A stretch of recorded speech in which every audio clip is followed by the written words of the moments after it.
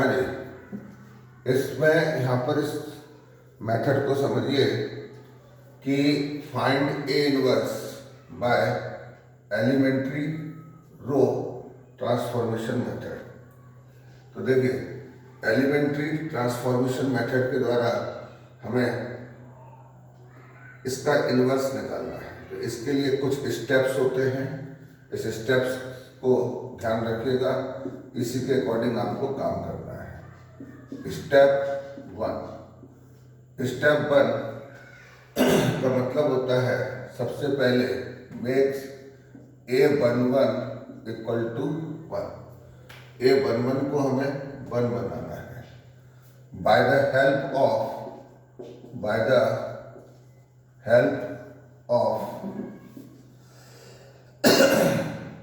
Second row और third रो और both. या तो सेकेंड रो की हेल्प लेना है, थर्ड रो की हेल्प लेना है, या दोनों की हेल्प लेना है, या फिर बाय डिवाइडिंग मतलब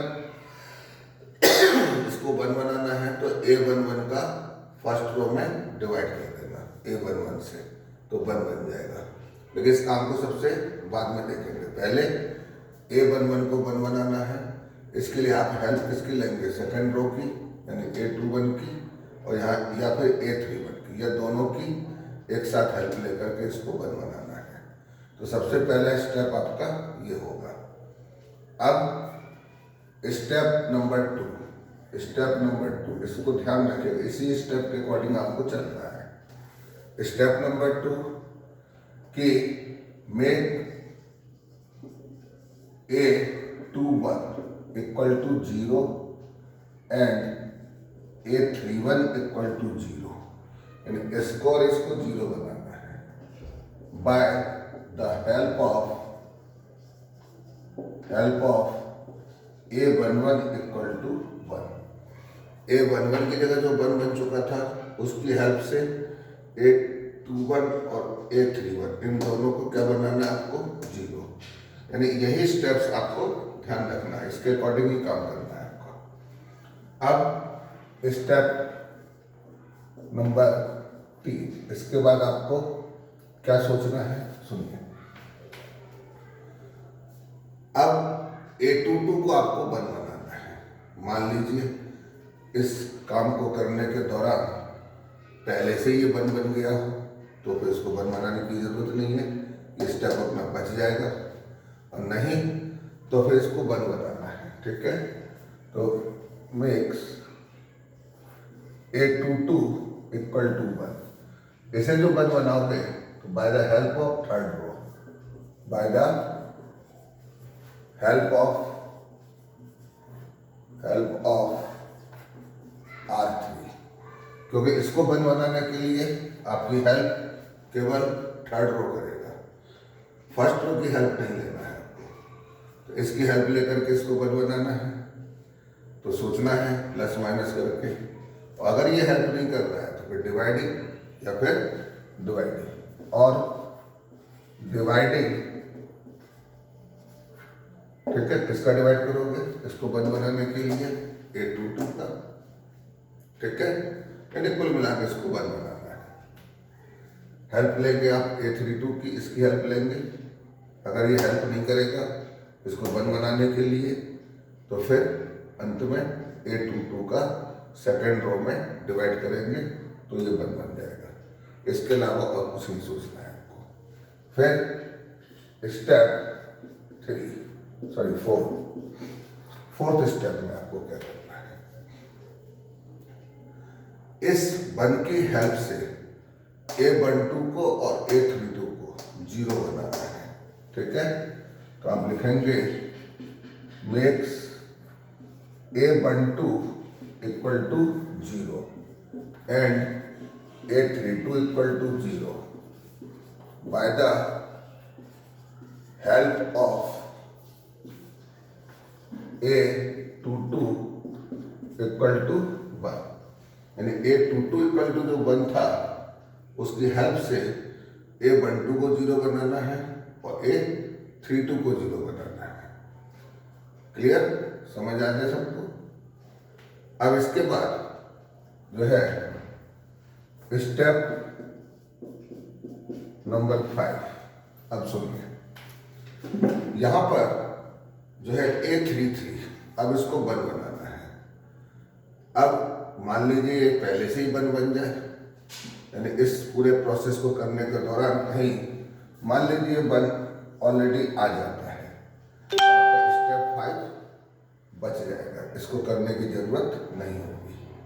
अगर ये 1 नहीं आता है तो फिर तो हमको इसे 1 बनाने के लिए डिवाइड ही करना पड़ेगा, तो इसके नीचे कोई रो नहीं है, तो क्या करना पड़ेगा कि मेक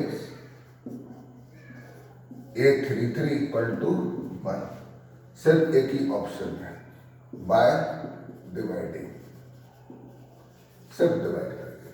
और जब मान लीजिए पहले से ही 1 बन जाए तो कोई बात ही नहीं है। फिर अगर नहीं है 1, मान लीजिए 5 है, यहाँ पे 5 आ गया, तो थर्ड रो में 5 का डिवाइड कर देना है।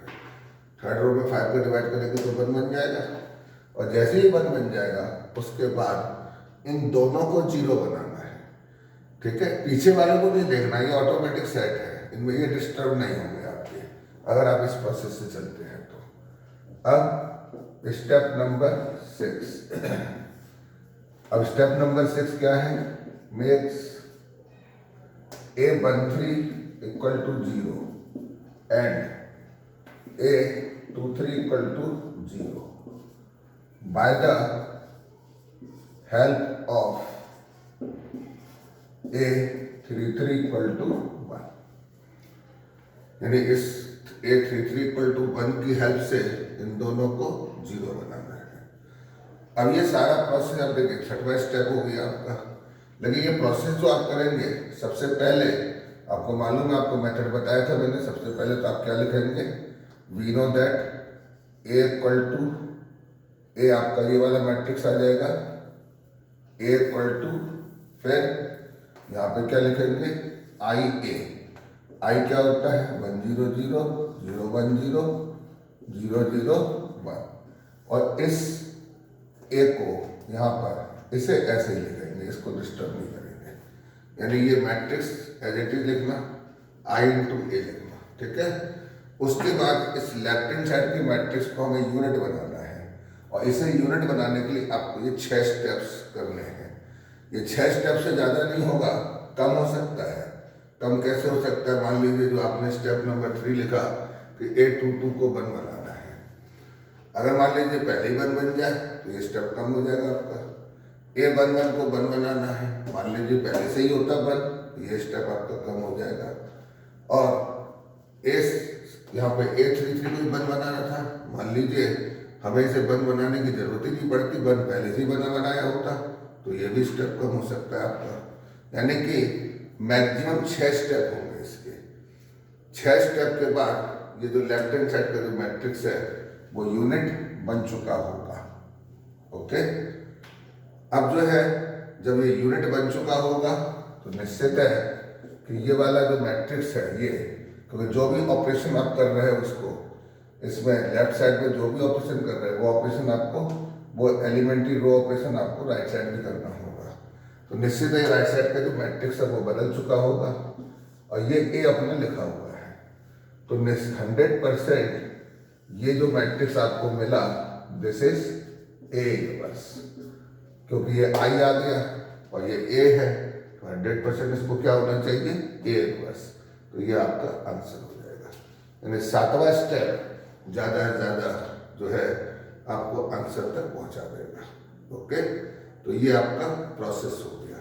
तो ये 3x3 के मैट्रिक्स का एलिमेंट्री रो ऑपरेशन मेथड से इनवर्स निकालने का ये पूरा प्रोसेस है, इसको आप नोट कर लीजिएगा, इस तरह से आप क्वेश्चंस को करिएगा। ओके।